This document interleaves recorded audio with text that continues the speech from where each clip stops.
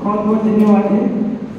आज के इस कार्यक्रम में उपस्थित मंचस्थ समस्त मान्यतागण निर्णायक मनीषी मैं ज्ञानेंद्र सिंह नरसिंह का छात्र आज भारतीय ज्ञान परंपरा के अंतर्गत कुछ पंक्तियों के साथ अपनी वाणी का आगाज करेंगे कि आधुनिकता में डूबकर हमको नहीं प्रतिबद्ध बनना है।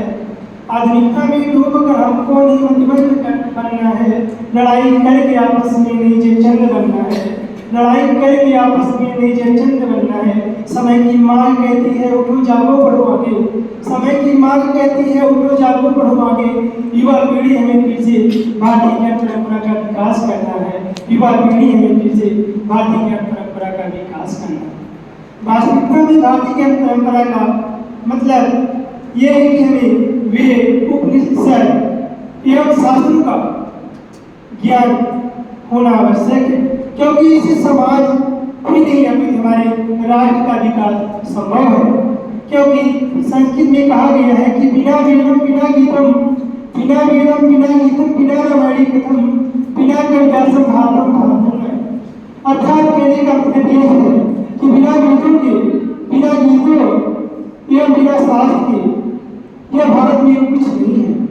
इससे हमारा समाज में कहीं न कहीं हमें लाभ प्राप्त होता है।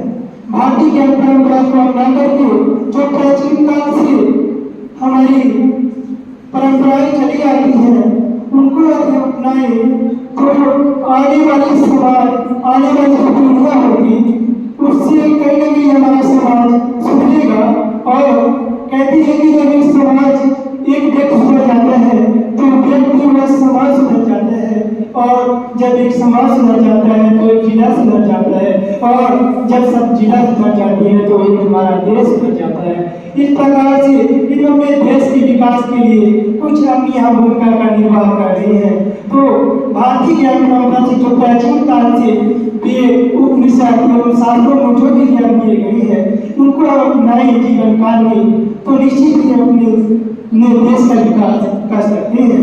क्योंकि भारतीय ज्ञान परंपरा की जो परंपराएं जो चली आ रही है वो हमारे लिए उस प्रकार से आवश्यक है जिस प्रकार से नन्हे बालक के विकास के लिए उसका माँ का दूध आवश्यक है। भारतीय ज्ञान परंपरा में हमें वेदों का अध्ययन एवं खगोल शास्त्रों योगा का अध्ययन कराया गया है। क्योंकि कोई भी व्यक्ति शारीरिक मानसिक बौद्धिक स्तर से ठीक रहेगा तो अपने जीवन काल में वह हमेशा प्रगति के मार्ग में चलता रहेगा।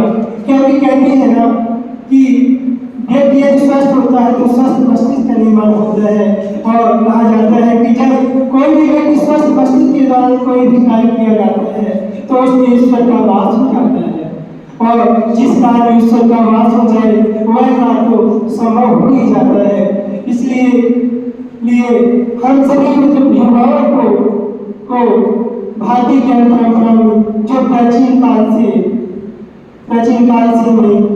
में परंपराएं सिखाई जा रही है, वेद शास्त्रों का अध्ययन कराया जा रहा है, उससे हमें लाभ प्राप्त करके जीवन को सरल सुगम एवं बौद्धिक स्तर में सुधारा जा सकता है। इसी के साथ जय हिंद जय भारत।